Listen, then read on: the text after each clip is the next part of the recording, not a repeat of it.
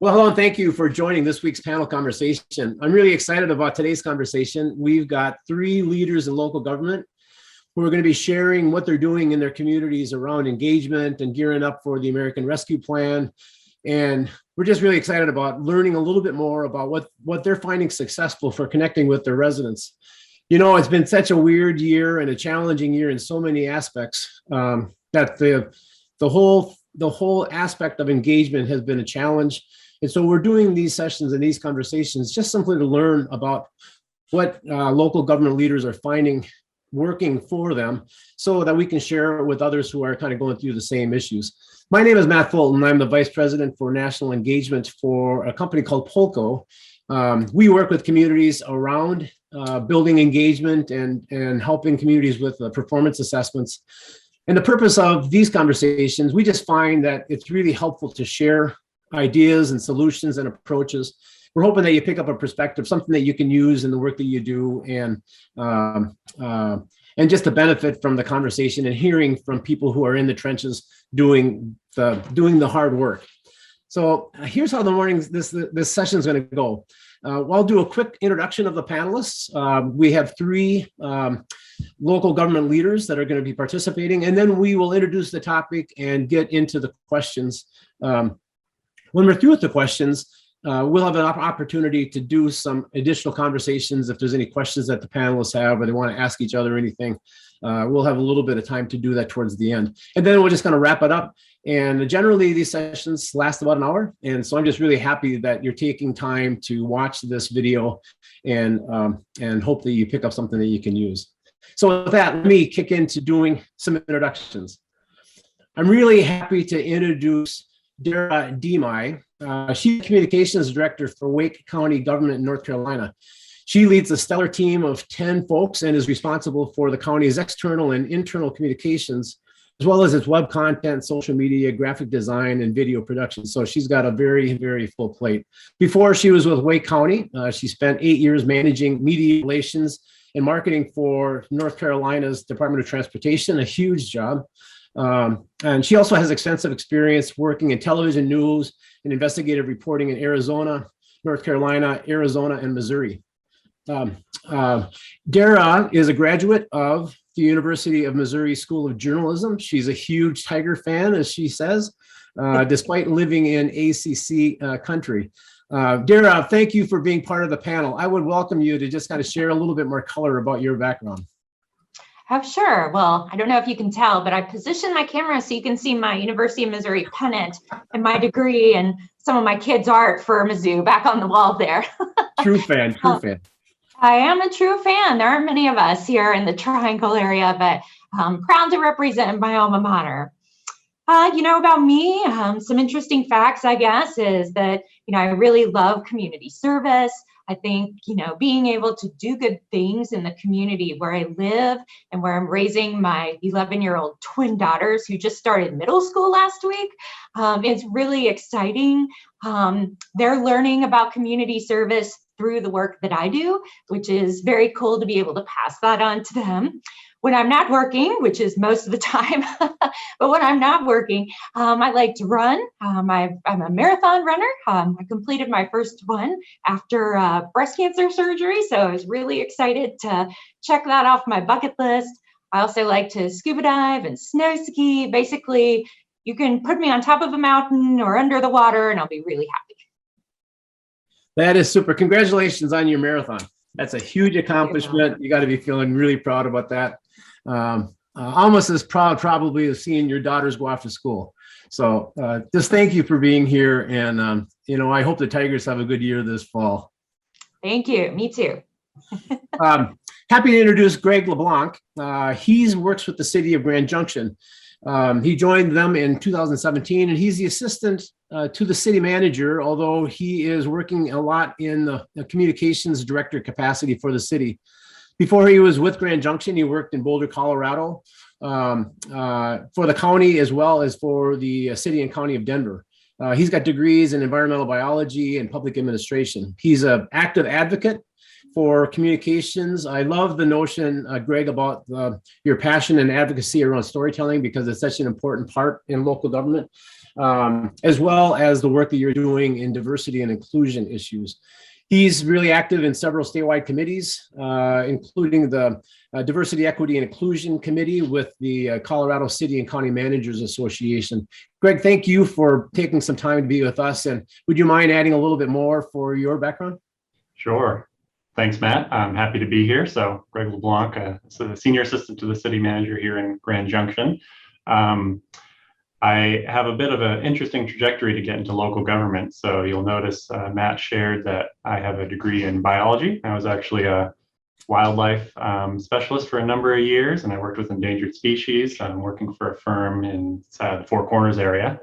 And interestingly enough, my dad is a recovering city manager. And so in the interest of keeping the family business alive, I went to graduate school and discovered an MPA and got into local government that way. So like Dara, I'm a marathoner, and I've even delved into the ultra marathon distance. So I'm sure my colleague here can relate to when folks say it's a marathon, not a sprint, that, you know, either way you're running, and it's never easy. So thanks for having me, Matt.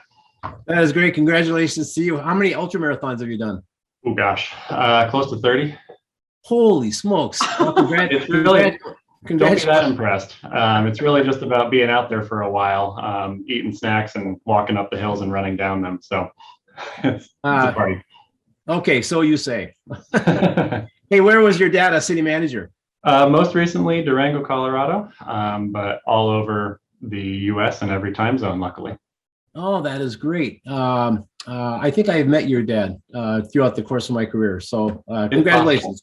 Yeah, it doesn't fall far from the tree, does it? No, it does not. No. Well, great. I'm really happy that you're here.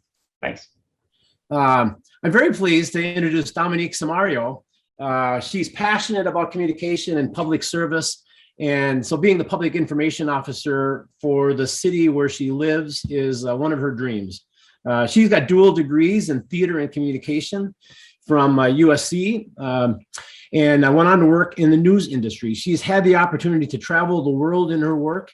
And because of her passion to do something positive with her career, she transitioned into working for a city's television channel.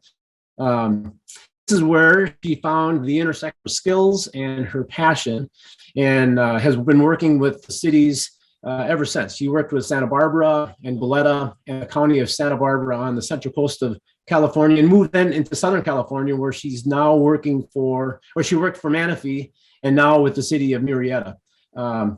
She's a very ambitious person, because she actually was able, even though she's working full-time in a very, very busy role, went back to school and got her marketing certificate from University of California, Santa Barbara, her advanced certificate in public engagement from Pepperdine, and her master's in public administration from USC. So Dominique, congratulations on doing that. That by itself is a marathon, and you were able to do it while holding down a full-time job. I would love it if you would just share a little bit more about yourself.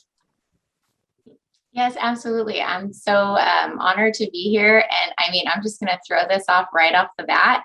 I am also a marathon runner. So I feel like this is a really great group, and we were meant to be together. Someday ultra marathon, but not yet. But my next one will be a full Ironman. I've done a half, but my next goal is the full. So this is an awesome team here. But yes, maybe there's something to like the discipline and the, ability to just kind of like grind through things that also relates to working in communication and local government. I think that's something we can explore later, because maybe it's a similar skill set actually. But yeah, so I always wanted to do something where I was giving back in some way. And so somewhat similar to Dara, I was in more of the news industry, and it was an amazing experience. And I'll share a little story about an event I just held Tuesday night, and that experience in local news or news, I was doing more like worldwide stuff, but the experience in news has been really, really helpful for my roles in local government.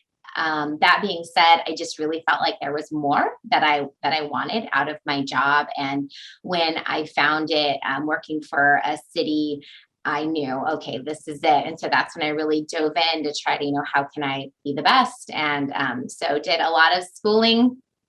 I started my MPA when my oldest was 1.5 years old. And then I finished it when my daughter was born 2 weeks later. So I did all of that and I'm working. And so I have a 2 and a 6-year-old, and it takes a village. I have a really supportive family because when you work in communication and government, it doesn't turn off. And so that was one of the reasons for looking in Southern California. And so we moved down here, and that's where my family is, and they've been incredibly supportive. So I really recommend people just find whatever support system they can have if you're in these types of roles. But working here has been amazing. I feel really bummed. I've got some decor, but my degrees aren't on the wall or anything motivational because I just started in Murrieta 2 weeks ago. And since then, we've already had a wildfire, a major regional event that I had to produce an entire presentation and video for. And then on Tuesday, we held a remembrance ceremony for service members who lost their lives, and it ended up making like national news. So it's really been a whirlwind, but I'm so honored to be a part of it. And I'm excited to speak to you all today. Wow, you have had a wild 2 weeks. Well, I wish you the best in your transition. I'm really kind of excited about having people that are directly engaged with the communication aspects for all of your communities. I think that how your perspectives today are they're going to be right on track with what people are going to be interested in learning. And just I appreciate all of you being there. And just to kind of round out the team, I have done 18 marathons as well. So we are a group team. So congratulations to all of us for that discipline that is so needed. And you're right. You're so right, Dominique. The roles that you guys play, it is a 24-hour-a-day kind of a responsibility, and you've got to be available. And a lot of people, I don't think, really appreciate the amount of dedication and time it takes, especially all of the work that's necessary for doing good engagement. So I'm really excited about hearing what all of you are doing in your communities. So I tell you what, let's kick into it. The topic is today is the value of community engagement under the American Rescue Plan Act. This last 16 months to 2 years has just really been kind of overwhelming and so disruptive to all of our lives, organizationally, personally, our communities, all of our residents. Everything has been turned upside down, and engagement has never, ever been easy. So these conversations are really kind of in recognition that given the pandemic, all of the civil unrest, all of the political divisiveness that occurs and is existing and ongoing, engagement still ends up to be one of these really important things. Throughout my time as a city manager for 30 years in Minnesota, we always put a high priority on engagement, but we struggle in doing it really well. And so these sessions and this conversation is really around, now we have this thing called the American Rescue Plan that is providing resources for helping communities to come out of the pandemic and to make transformational changes in your communities. And so what are you doing to get ready for that? And how are you engaging with your residents so that you know what those priorities are? What was a priority back in 2018 may very well not be a priority today, just because of all of the changes that have happened in all of our lives. And so it's really critical that you have a good understanding about what the current priorities are. We know from our research that only 20% of folks in your community have probably ever attended a city council meeting. And so I know that there's just this disconnect between residents and local government.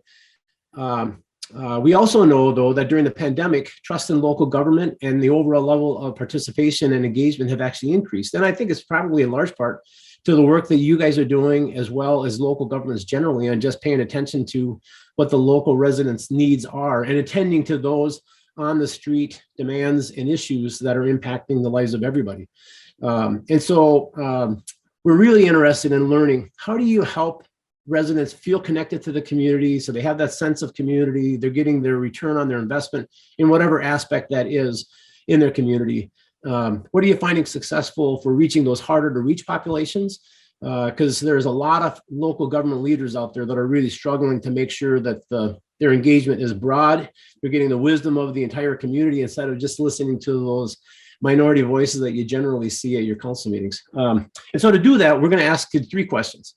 The first question is going to be, how are you identifying your community needs as you kind of get ready for the American Rescue Plan Act? And people are in all different levels of preparation for that, or preparedness for that, with community needs being one of the first things that communities want to be accomplishing. The second one is, when you get resident input, how does it guide the delivery of the services that are being delivered by your community? What impact does that resident input have? And then the final question is, what tools are you finding and what strategies would you recommend that other local leaders use just for building engagement? Tracking your performance is a really key element, especially as you're getting all of this community noise coming in. What systems do you have in place to help you track and objectively be able to demonstrate the performance that you are having as a community? And so with that, I'm going to kick into the question. And Dara, if you don't mind, I'd love to start with you. Can you talk about how you are going about identifying the community needs that you're going to be using for the American Rescue Plan? Yes. So for us, it's all about data, data, data. We really are focused on making data-driven decisions about how we use the roughly $217 million we're slated to receive as part of the American Rescue Plan Act, and how we will implement that funding here in Wake County. So I wanted to give a couple of examples today because I think they're timely, and I think that others can probably relate to them because many of us are probably in the same boat. Many of us are still dealing with COVID. We are seeing another surge here in Wake County. So data about COVID is extremely important for us. We are every day looking at the positivity rates, the death rates, how those break out by race and ethnicity, by gender, by census tract. We're also looking at the vaccination rates. It's all very important in driving the decisions that we make on where we need to increase testing availability, because we do offer free testing for COVID in every corner of our county right now. And it also helps us figure out where we need to send our strike teams, who literally go door to door in areas where the positivity rate of COVID is high and the vaccination rates are low. And they help educate the people that they meet about why vaccination is important. And if someone decides that that's the day that they want to get the vaccine, we have a nurse available who can give them their first dose right on maybe their front porch. It's as easy as that. But because we watch the data, we know that these are areas where we need to spend those ARP funds, and it is going to continue to be an area of importance for us for probably many months moving into the future. Another example I wanted to talk about today is EMS. So I don't know if you all are seeing this in your communities, Greg and Dominique, but here in Wake County, now that the quarantine and the stay-at-home period is over, our volume of calls for emergency 911 response from our EMS is extremely high. We are seeing record-setting call volumes, and every month it goes to an even higher record. It's like stair steps. In August, we were on track to break 11,000 calls, which is more than we've ever had in the history of EMS in Wake County. At the same time, we have a labor shortage. We just have not enough people wanting to come into the EMS world to be EMTs or paramedics. We are actively recruiting, but there just aren't enough people out there. So one of the things we're looking based on this data at, because our response times are not quite where we would like them to be across the board. Now, of course, we're responding immediately to those people with very serious life-threatening issues. But for the people who call for things that are not life-threatening, for non-emergent needs, the response times are longer than we'd like them to be. So one of the things that we're looking at using our ARP funds for is some type of triaging option, some type of telemedicine tool that will help us serve the people who have perhaps a baby who won't stop crying because they have diaper rash. That's not something that you need to go to the emergency department for, but you may need some help. And so a telemedicine appointment could be the perfect solution while freeing up our EMS crews to respond to the true life-threatening needs of some of our residents. The last example I wanted to talk about was affordable housing. So you all have probably seen with kind of the ebbs and flows of how things have gone during the pandemic. There are many people in communities across the country and here in Wake County that are on the verge of eviction. We don't want to see that happen. We believe in Wake County, everyone has the right to have a safe, comfortable home to live in. And so we are helping to do that by using some of our ARP funds for that. And we know that this is the right thing to do because our data tells us so. You know, we have a program called House Wake, which is our eviction prevention program that we put into place right after COVID started. Today, we've had more than 7,500 people apply, and they will be receiving financial support from us in varying degrees, some for a couple of months, some for many more months than 6. So we know that in order to keep our community healthy and safe and being viable here, we need to support them. And so what we've decided to do with a mixture of state funding, county funding, and federal funding, we're putting $134 million in total towards affordable housing and eviction prevention. That is great. Is your EMS is your EMS run through your fire department or kind of is it a separate agency? It is. It's a separate agency. It's its own department, and it is fully encompassed across the county. We don't have any outside kind of partner agencies. It's all within Wake EMS. Yeah, and how many cities are in Wake County? Do you have a sense for that? I'm trying to get a sense for kind of the geographic makeup, population makeup of the county. Sure. Well, just for some background reference, since most people don't know exactly where Wake County is, we are the capital county. We are where Raleigh is. So if you've ever been to North Carolina, Raleigh's kind of in the middle of the state. Geography-wise, we're right smack dab in the middle of the coast and the mountains. We are officially, based on census results, the largest county in the state of North Carolina. We have more than 1.1 million people who live here. Raleigh is our only city. We have 11 other towns in the area. Another one you may have heard of is Cary, North Carolina. Cary and Raleigh are consistently voted one of the best places to live in the United States. Yeah, thanks for that. That helps a lot. My son is a UNC. Works in the athletic department, so I'm very familiar with your area. But that helps.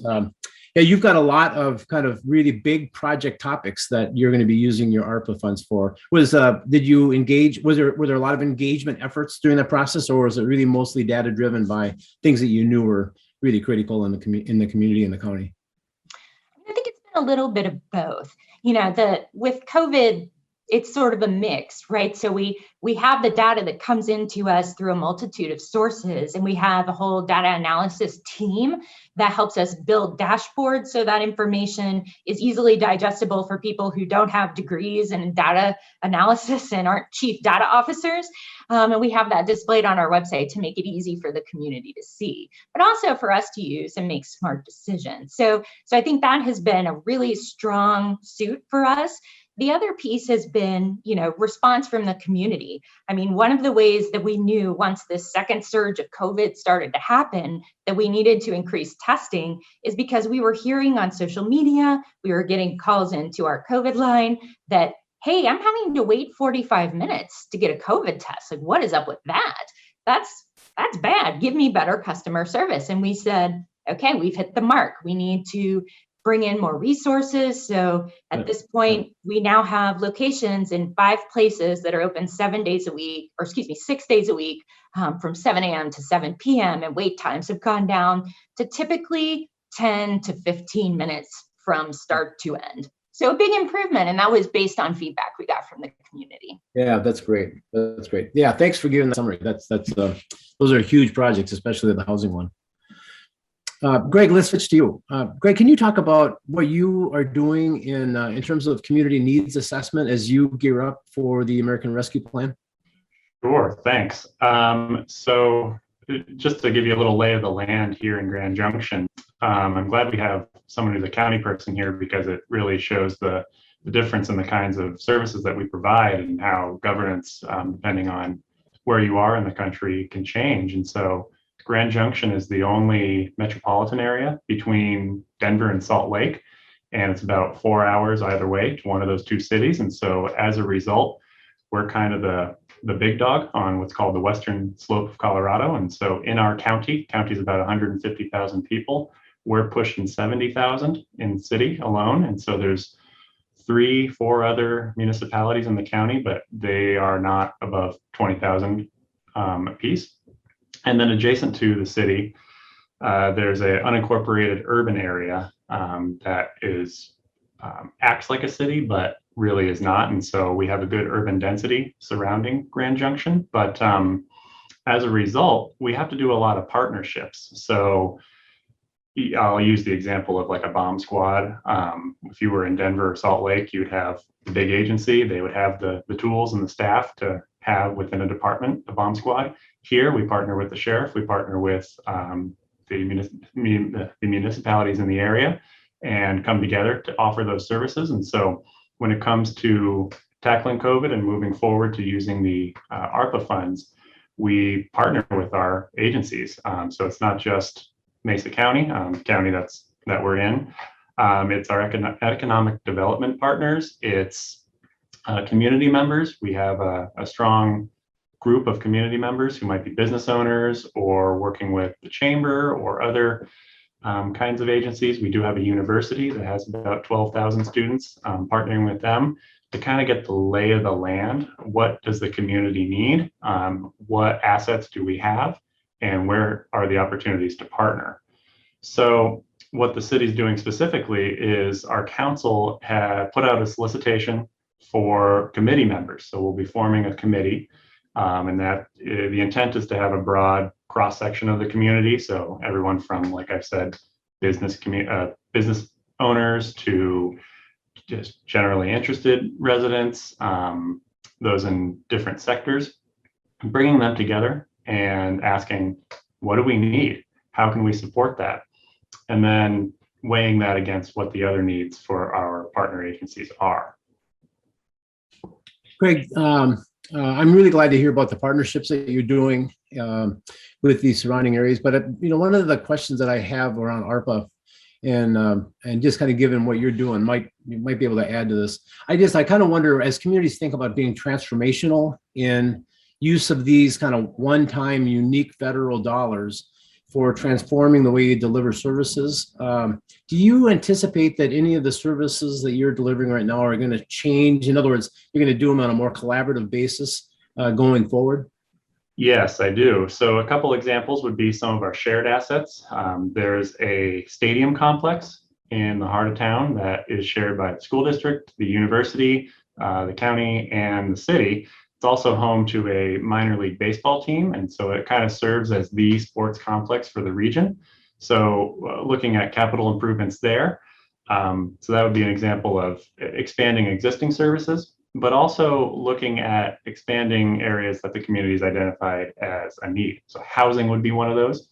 We recently partnered with our local housing authority and the county's public health department to look at, basically do a housing needs assessment, decide what we need in the community and where we can partner to add affordability, add differences in types of the mix. So single family, apartments, kind of multifamily type thing. So that'll be one of the uses most likely. But then there's also broadband. So being so isolated, we're looking at how we can expand broadband, specifically that last mile, getting it to homes that are currently underserved, and then adding to, I'll say, redundancy. So partnering with the state there. Our main pipeline, I'll say, comes along I-70 from Denver. There's also a corridor that runs to Salt Lake, although it doesn't have near the capacity that the main one does. So building redundancy, if there's, say, a rock slide that's been persistently plaguing the I-70 corridor, that could impact broadband services. And so it's not just getting it to the area, but it's getting it to the home. So folks who might be working from home still, or maybe moved here during the pandemic and are doing a remote position, making sure they have the access they need. That is great. really happy to hear about the collaboration. I also like the way that you're kind of engaging your community partners, the chambers and business folks, and using the community to kind of help build that community needs assessment. Very cool. Thank you. Dominique, I'd love to learn a little bit about how Murrieta is gearing up for your community needs assessment and the use of the ARPA funds. So I think this is so interesting, and I feel like you likely put a lot of thought into this because each of our communities is very different. So to put a little, picture in place of where we are, our city is about 115,000 people in Murrieta alone. In we call this like Southwest part of the county. We have 5 cities together that are more than 400,000 residents. The county in which we're located is 2.4 million people. Being a city in terms of, really like vaccination response, we really rely on the county. And so we have been, in terms of communication, we're the communication pushers, we have been partnering very, very closely with them. And so we've been able to adjust to the data and the metrics that have been presented. Thankfully, they're providing them on a very local level so we can target our outreach appropriately. So from that type of response, we've taken on a little bit of a different role. So again, really trying to get, the public health information out there, but our focus was a lot more, maybe similar to Greg, partnering with the businesses, working with the chambers, and how do we really keep our communities afloat and our businesses afloat, and maintaining jobs for people. So we already, previously did a lot of business grants and things along those lines, but looking ahead, our approach is really involving the community in what they want to see. So when we first learned about the funding that we would be receiving here, we started immediately bringing it up at meetings. We wanted people to know that, hey, this is what we've got, but we need to make some hard choices. For a city our size, we're looking at an additional 15 to 20% of our budget coming in 1 year. I mean, that's an incredible influx that, maybe I hope we only see once in our lives, actually, because it's not for a great reason. But that being said, we wanted to hear from the residents. Also, our council really, they are the policymakers and they're ultimately going to set the direction for these funds. So we knew that we needed to get them involved immediately. We first internally did a staff assessment.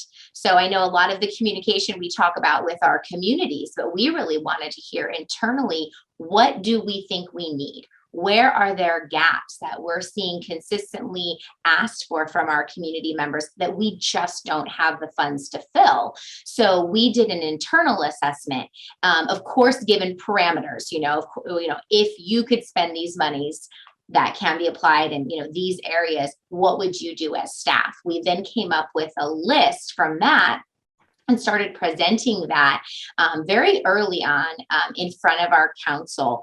Then those things started being discussed. We have a very close relationship with our community partners. So that's one of the big things that I really want to push.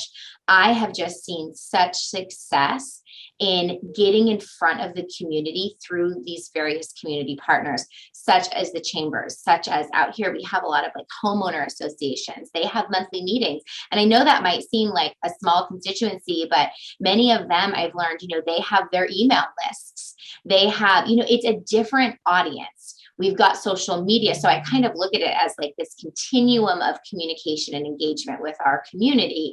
And you mentioned earlier, Matt, that there's maybe 20% go to our city council meetings. Okay, so we've got it in front of city council on a regular basis. It's being brought up. We're doing presentations on staff's recommendations, what we're hearing from council, then narrowing it down. And we want this all to be done in front of the public. But then that being said, that needs to be talked about at the monthly chamber member mixer. That needs to be talked about in our articles that we share with our, HOAs.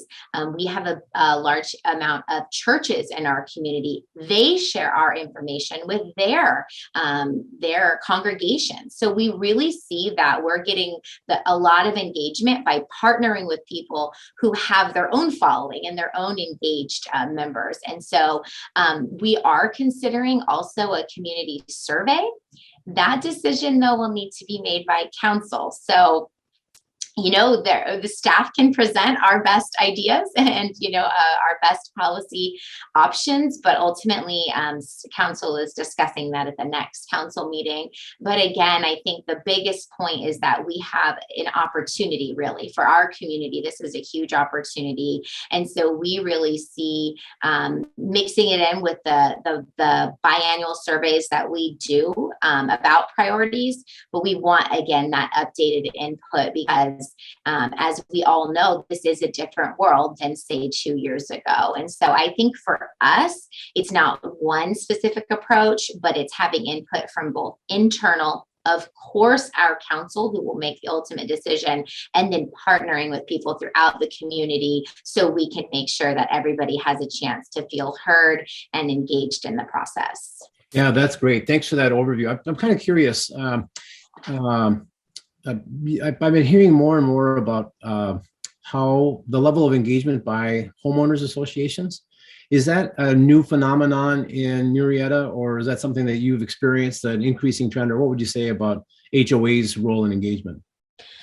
Well, I think this is something interesting. So I moved from an area that was a very built out community. The city of Santa Barbara is one of the oldest cities in the state of California. It was a very different world. I mean, you could probably count on one, maybe two hands, how many HOAs there would even be in that entire region. And then I came down here, and in Southern California, it's a much, much newer area, newer cities. And with that have come master plan developments, really a different world. So when I came down, I thought, oh my gosh, this is a resource. And they're eager for content because I think a lot of it has to do with kind of the digital world that we're in, the social media world. People expect it 24/7, and they expect it from everybody with whom they're engaged. So if they're engaged with their HOA, which is trying to constantly push out updates and communication and look at our great monthly newsletter, those poor people, they're like, when they don't have a PIO and they need one, they're kind of expected to be. So what we found is they are so hungry for content that if you live in a community where they have these types of things, and again, maybe for some people it's not an HOA, but maybe it's a localized community group or a school, people have schools, they need content. And so they've ended up being incredible partners. It took a lot of work on the front end to get updated contacts and, email addresses and addresses for the regions and things like that. But I think ultimately it has paid off, incredibly well for us. That's super. Yeah, thank you so much. I want to be a little sensitive to time. I'm just enjoying this conversation, so we're getting into the weeds probably more than we should. I am getting in, not you. Let's move on to the second question. And Greg, I'd like to start with you. And can you just talk a little bit about how community input influences or impacts or adds to how you deliver services to residents and businesses? Sure, certainly. So there's a couple approaches kind of at the broad level that we use as kind of our guiding philosophy. So like Dominique, we have that sort of internal and external, but then we also have, I call it the top down and the bottom up approach, where we have constant calls for input, whether it's putting stuff out on traditional media, social media, or those newer types of media. We're actually lucky to really have a good media presence here in Grand Junction. We've got 4 TV stations, a couple news radio, and a daily paper. So they're a really great partner in helping us get our whatever we're wanting to ask or say out to the community. But then we also, like Dominique, leverage those, I'll say community partners. So HOAs, our volunteer boards, community groups, churches are certainly a big one. But then we also have a couple, say, standard operating procedures that are really useful. So like Dominique, we have a biannual community survey that goes out. And then actually, as far as the ARPA funding goes, it's very well timed. We wrapped up a comprehensive plan, which is a 10-year plan for Grand Junction. We wrapped that up last year. So we had some very good community input through that process. It was about a year-long process. And then our council is going through a strategic planning process currently. So they're diving into taking that 10-year plan and taking it into like a 2-year bite-sized chunk and really diving into what do they want to see achieved. So as part of that, they're taking all of that community input that's been done over the last year, and then everything that we've heard as we've been engaging with our community over the last year, and using that to help guide their or design their strategy. So one thing that staff does from that is we kind of, this is the top down and the bottom up, as we're hearing that direction come from council, when we have a community meeting, whether that's in person at a park or virtually over the lunch hour, or even something that's a little less formal, like we do some coffees, our mayor and our city manager like to sit down and enjoy a cup with some constituents. We bring up those topics and say, well, what do you think about this? We've been hearing this from community members, and we kind of get the thumbs up, thumbs down that way. And then staff will take that. So folks in my office will take that, and that guides their storytelling. So we've heard people are interested in X. So then we do a whole week-long programming on our social media about whatever that topic is. And that helps folks get more informed. And then we give them opportunities to ask more questions. Do you want to learn more? Here's where you find out that information. Or do you have more questions? Here's who you ask. Yeah, that makes a lot of sense. Those intimate settings too, you're able to get a lot of just we always kind of little touches, but they're direct. And yeah, I love the way that you're kind of building on those and sharing those and creating a story out of them for the benefit of the community. That's very, very cool. Thank you. Dominique, can you talk about how Murrieta uses community input in the work that they do? Yes, absolutely. We try to stay, intimately connected with our community. With over 100,000 people in the city alone, obviously that can be a challenge, but utilizing our community partners has really been a huge way to do this. So again, partnerships with our chambers, with our church congregations. We have also things like an interfaith society. So that's a great way to ensure we only have so much time in a day, but they meet as a board. And so then that kind of can disseminate information and vice versa. They can then share information with us. So we have a great amount of staff who dedicate time to just meeting with these groups, going in front of HOAs, attending, other people's community meetings, and really representing. We do a monthly coffee with the city. We are constantly trying to partner and partner and partner. We also have a really big social media following. Our police department is sort of like an insane, like people follow them. It's crazy. People throughout the country follow them. So that's been a great push.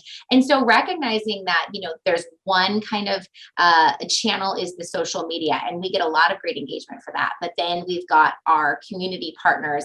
We then have some great news publications that, again, everybody is eager for content. So if we put it out there, if we can take the time to write up something in a nice manner, possibly provide some graphics, they will likely just copy and stick it right in there, exactly the way that it is.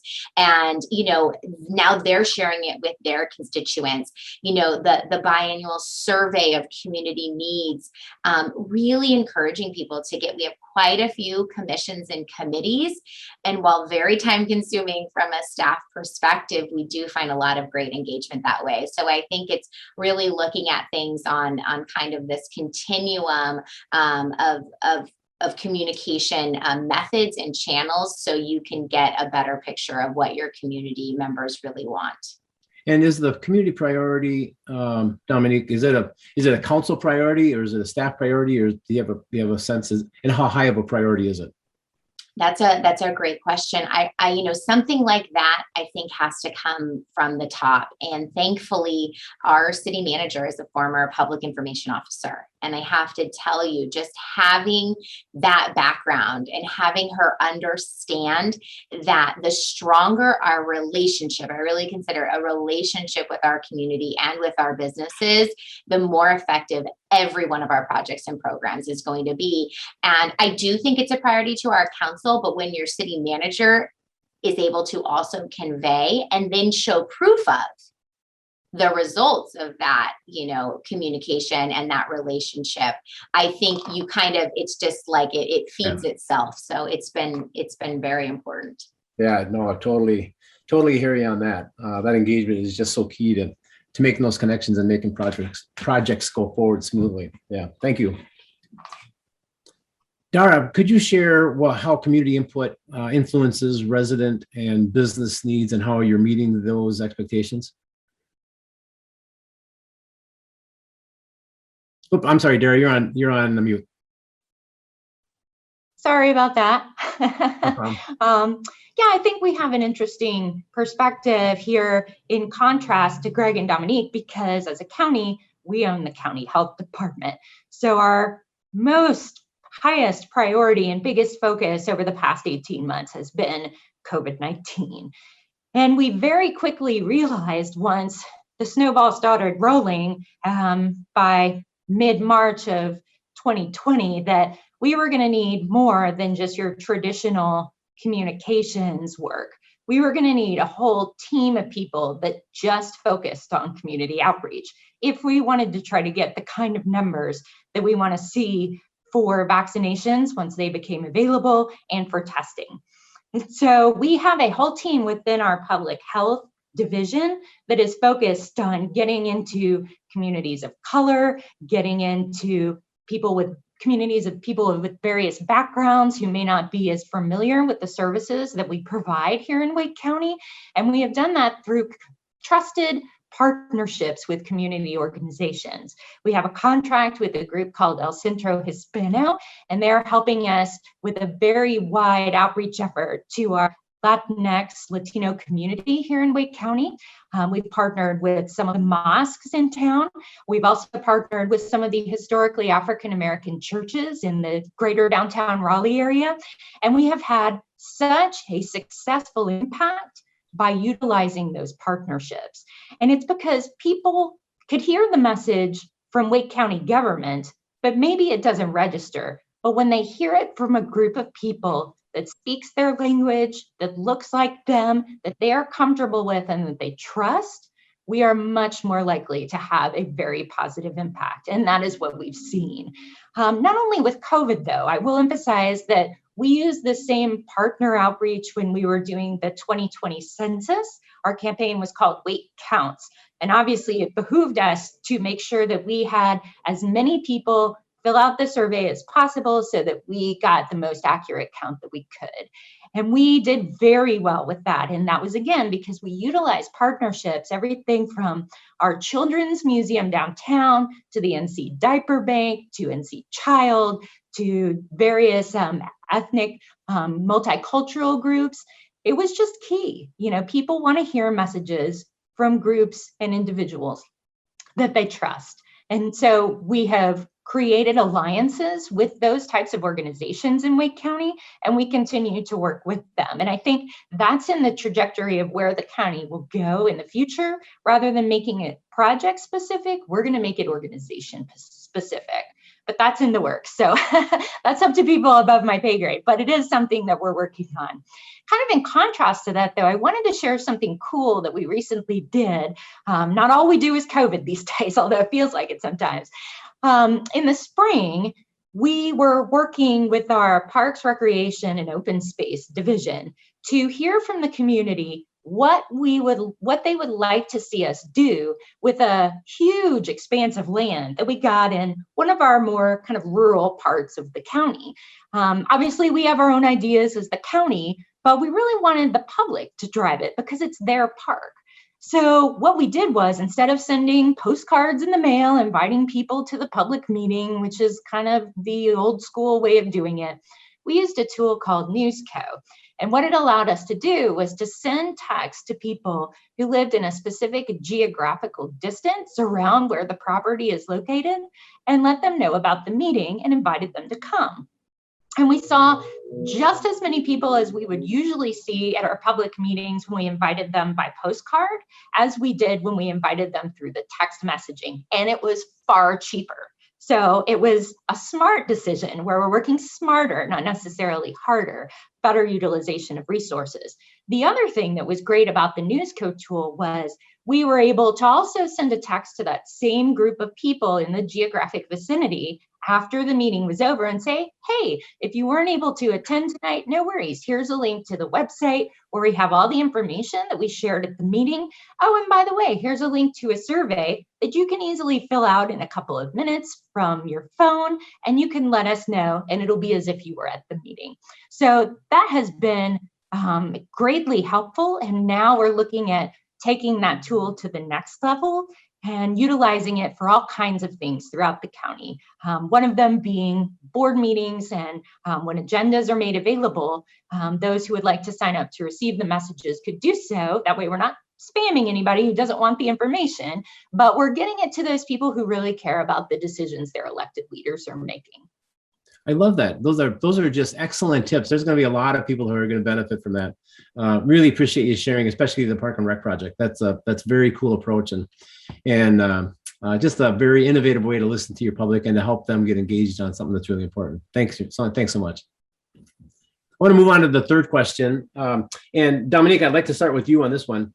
Dominique, can you talk about the strategies and tools that you have found to be successful for engaging with your residents, and also just how you're tracking your performance? I recognize it may be a little bit new for you in the position, but love for you to share what you can share.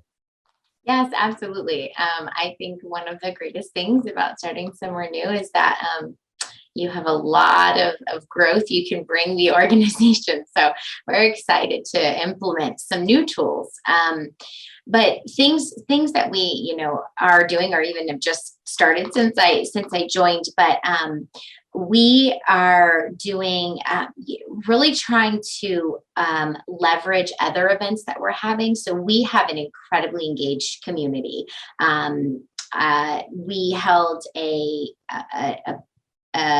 huge community event and shared about it 3 days prior to the event.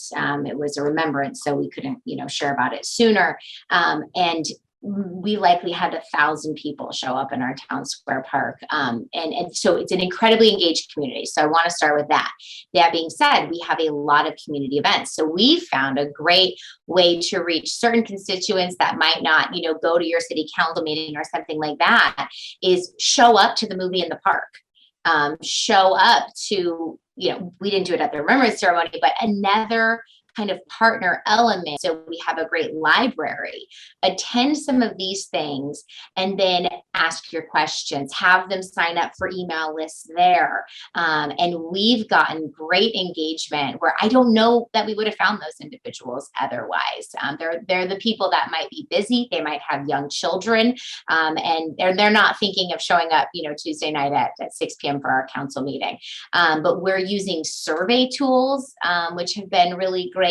I know some people are more pro or con, but we use Nextdoor. So we're able to really target, for free. And we've been really successful in targeting certain populations and areas of our community with that. But there are a lot of things that I would like to implement and some more interactive elements. There are a lot of digital tools where there are surveys and things like this, but another kind of for a different constituent, we do things like maybe giveaways, or hey, we'll share your picture when you tag us a certain way. That's really increased our social media engagement.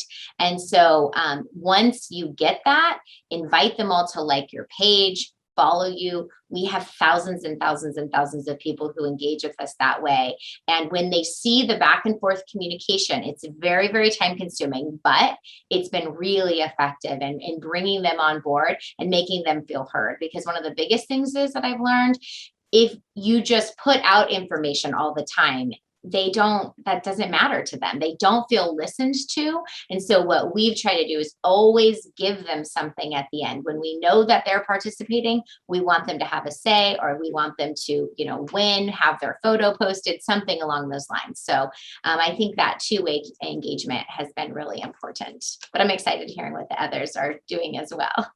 Yeah, no, I totally agree with you on the two-way engagement. If people don't feel like their voices are being heard, it's not going to be successful. And I agree and totally support the notion of leveraging those things that you're already doing for that engagement. Those are really powerful tools. Thanks. Dara, can you share with us a little bit of the strategies and tools and techniques that you're using for measuring, getting resident expectations and priorities, as well as how you measure your performance? Oh, one more time on mute. You think I know how to turn myself off of mute. I'm so excited to talk. I just started talking. We're doing so many things here in Wake County that are fun to talk about that I'm really excited to share them all. So for us here, particularly in the communications office, we use a couple of tools of our own to measure how effective our messaging is.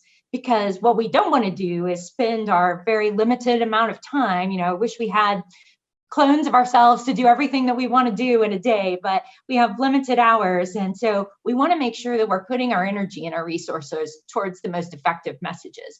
So we use a tool called Cision to take a look at how far different news releases and different stories reached in the community, what kind of impact they had in terms of, was it a positively received story? Was it negative? Was it fair and balanced, which is generally what you hope to get. If you get positive, then that's icing on the cake.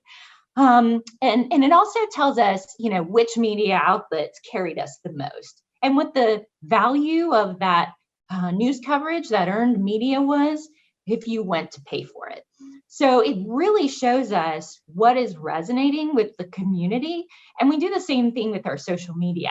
We've got all the accounts. We do Nextdoor and Instagram and Twitter and LinkedIn and Facebook and all the things, TikTok now with trying to reach the younger set about COVID.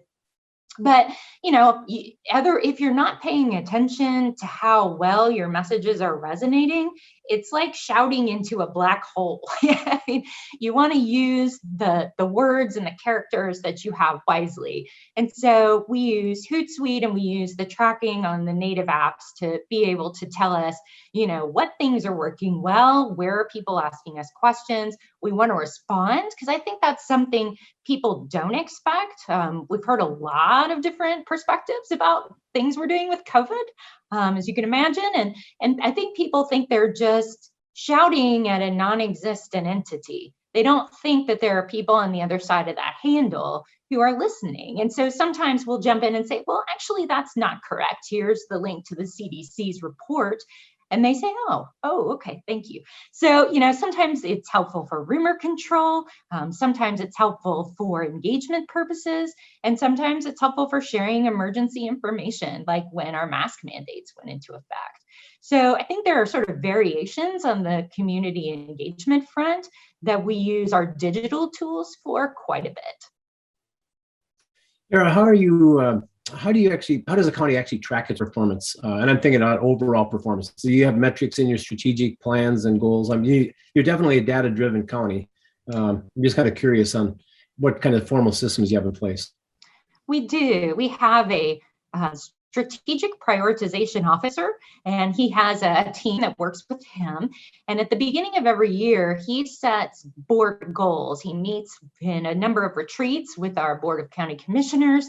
They decide what are going to be their key focus areas. They look at how well we performed the year prior and meeting the goals that they set for the previous year. So the ones that still have some ways to go, they maybe continue those as goals for the new year. The ones that we completed, great, we can check those off the list and move them off and make room for a new goal. And so throughout the year, there are various department heads like myself and others throughout the organization that are responsible for achieving milestones to help move that needle and get it across to, the area where we want it to be, which is complete. So I don't know the name of the specific tool that he uses to do that, but there are dashboards on our website where you can go on at any time. I think it's updated quarterly, and see how well we're performing as an organization in 6 or 7 different key areas. Yeah, that's great.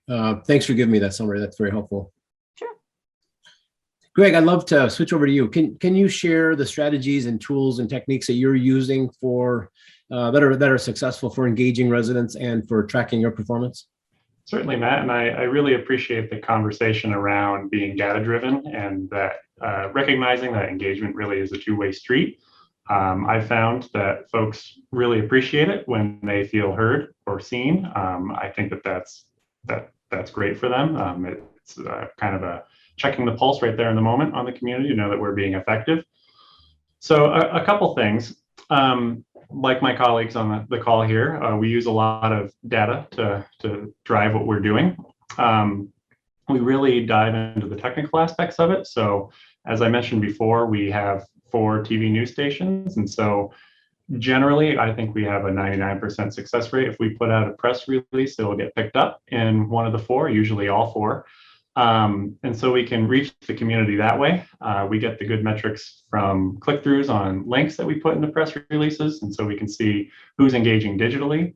And then that pretty much gives us a good understanding of who we're not reaching as well. So whether it's folks who don't have access to internet or television, or maybe aren't listening or watching those outlets, we try to find out where those folks are.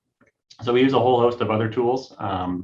Our destination marketing organization, Visit Grand Junction, uses a suite of software that basically tracks folks where they are. Whenever they open their phone to do a Google search or something, we can find out where the people are. So that gives us a bit of a heat map of where folks are moving within the city. And then we have, I'll say, more anecdotal evidence. So as crews are out, we have them make note of which parks are being heavily utilized. And then we use available, I'll say, traffic camera type things to see where people are moving and use that data within the city to see where they are. So why I mention that is we'll then do a kind of a guerrilla engagement after that and put signs where the people are. So, hey, okay, you're coming to this area. We know you'll see this. We will happen to be having a community meeting next week at this spot. So if you're riding your bike along the riverfront trail, or if you're going downtown to shop or eat lunch, we know that the folks will see that and they'll remember that. And if it's part of their routine, they'll likely come back at maybe a slightly different time to engage with us in a different setting. We also use our kind of web-based metrics to inform how we organize our website. I think my colleagues would agree that you typically will have a lot of information on a website. I think we're up to 1,200 pages on ours, and we're a small town, but that's all information that's necessary, whether it's capital project information, budget information, anything that we're doing. That's a lot for a resident to sift through. So we use that data on where are people going? How long are they staying on the page? Are they clicking through to other pages? What's the bounce rate? Those kinds of things to drive how we organize it. So if we see a lot of folks are interested in capital projects, we'll reorganize things on the homepage, maybe one step below the fold or right at the fold. That'll catch their eye. So if 40% of people going to the website are interested in a transportation project, we'll put that up front so they don't have to search for it. You get more time spent on our website and understanding that way. And then it also helps us stay relevant. So folks continue to use the website. Shifting slightly, something that we found is very effective is celebrating our successes. So it's not just using the tools available to engage and then having that two-way conversation. It's showing maybe a year or 2 years later that we heard residents and that we took action on something. And we're here to celebrate that the community can now benefit. Another way that we do that is by staffing appropriately. We resource appropriately based on what we hear from these engagement. So a good example is we've heard that some of our minority populations, maybe those who are not native English speakers, really are underrepresented, whether it's on city council or volunteer boards. So we're hiring a community engagement coordinator that is going to be Spanish speaking to help engage with those populations. Another example, I'll go back to housing. We've heard that housing is an issue in the area. So we're looking at, in our next budget, putting in a housing individual. That's just kind of that responsive nature that helps us then get more engagement with the community. That housing person will engage with the housing market or the housing industry, whether it's construction people or whatever. And then that community engagement coordinator will hopefully get those underserved populations to be more engaged. Yeah, thanks for sharing that harder to reach population example. And I am intrigued by the mobility, the use of data based on your mobility app, and just kind of the creative way of naturally helping people understand things that are on their natural path, right? And things going on in the community. That's a great application. I'm really glad you shared that. I appreciate it. This has been, I guess, a great conversation. Do any of you have any kind of follow-up questions or any additional comments? I know we're a little bit past our hour, and I don't want to keep you longer than I need to. But I would love to see if you have any questions for each other or anything else that you want to make sure is part of the conversation. I was just going to throw out another fun example that I totally forgot about in the midst of our COVID response, because it was in 2020, which seems like a million years ago. But one of the things that we saw was that our younger college student population was tending to hang out in a number of bars and restaurants along a certain strip in downtown Raleigh, because they were trying to socialize, even though we were trying to encourage people to stay 6 feet apart, wear masks, not really go out. And so what we did to remind them, since they were going to go out anyway, was we hired a company out of Charlotte to make specialized stencils that said things like wallet, keys, phone, mask, and there were check boxes. And so, each one had a little check, and we had them spray paint them with eco-friendly paint that would dissolve after a number of rains and other things on the sidewalks in the areas near parking garages, near parking lots, just as another way to try and reach people that was outside of, our traditional media outreach and our digital media outreach. And it got buzz because it was something different. It wasn't another news release. It wasn't another news conference. It wasn't a flyer. It was something different. And so it prompted a whole round of stories and conversation in a group that was harder for us to reach, which was college age students and younger folks who were out and about. So feel free to take that idea and use it. I think, we don't have any data on exactly how, what the ROI on that was, but we definitely got media coverage on it. So, I think that in itself was valuable, and we know people saw it. I think that's a great example. I've been hearing a little bit from communities that are using public art, which is, basically a stencil in a variety of different forms. For just creating gathering opportunities in a creative way that brings in certainly the harder to reach populations, the youth, and bringing the youth into the systems and engagement processes. That's such a valuable and important thing. So yeah, congratulations. I think that's a really cool approach.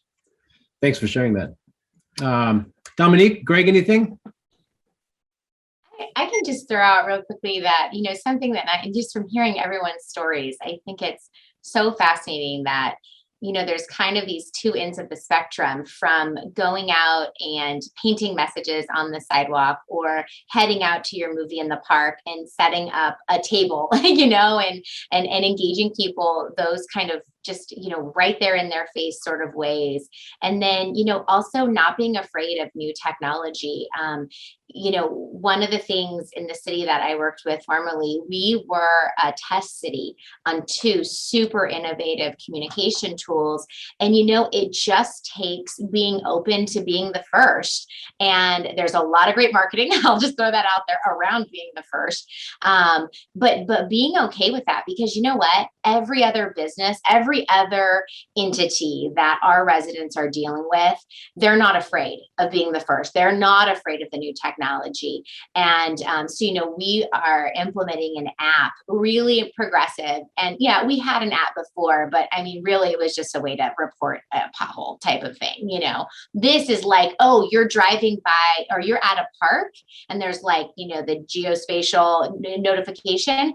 Hey, did you know there's a restroom? Water refill station is right by. that, and with like a push notification, that's what people are used to receiving in every other element of their life. You drive by a coffee shop and like a little notification comes up like, need a drink, need a pick me up, and it's like, why can't we do that in a really, really educational and informative and engaging way? And I think that being open to those kind of old school traditional ways of doing it, because you don't want to leave those out, but then also being open to these really new elements, I think that people will have a different view of what a city or county government entity is. Yeah, no, that's wonderful. Thank you for bringing that up. It's this conversation has been so great because in addition to you, the three of you being directly into that in the trenches for communication and seeing what works and being the folks that communities look for to kind of follow the data to demonstrate what works. Just the examples and the great suggestions that you've had just have been wonderful. I've really, really enjoyed this conversation. When you start thinking about some of the key things that I have picked up in this conversation was the collaboration that all of you are doing in a whole variety of ways. The major issues, the broadband issues, the technology issues, the housing issues, those are all great things. I love the fact that you're also paying attention to the internal talent that you all have and taking advantage of the staff because they are on the streets and they see the stuff every day of their work lives. Love to hear about how high of a priority engagement is in all of the communities and all of the different ways that you're connecting with your residents. The key thing that I think I heard, and I just want to really emphasize, is the follow-up aspect, because Dara, you brought it up that if you don't really let people know about how your input is being used and how the community is benefiting from that and what results of it, is really difficult. And all of you have brought up that context of that issue. So thanks for bringing that up. Great stuff. Really appreciate you sharing some of the ideas on how to reach the harder to reach populations. So let me just kind of wrap this up, and I apologize for being a little bit over time. I'm going to follow up. I'll get you contact information for each other so that you can connect with each other if you want to on anything that was shared today. You'll start seeing these highlight segments on LinkedIn probably within the next week, and we would welcome you to share them. One of the things that we have found is, and it's pretty obvious, people that trust your opinion would love to hear what your perspectives are. So thanks for sharing it on LinkedIn. I'd love to catch up with you to just kind of find out how your experience went, get any feedback that you have. I'm always trying to do this better.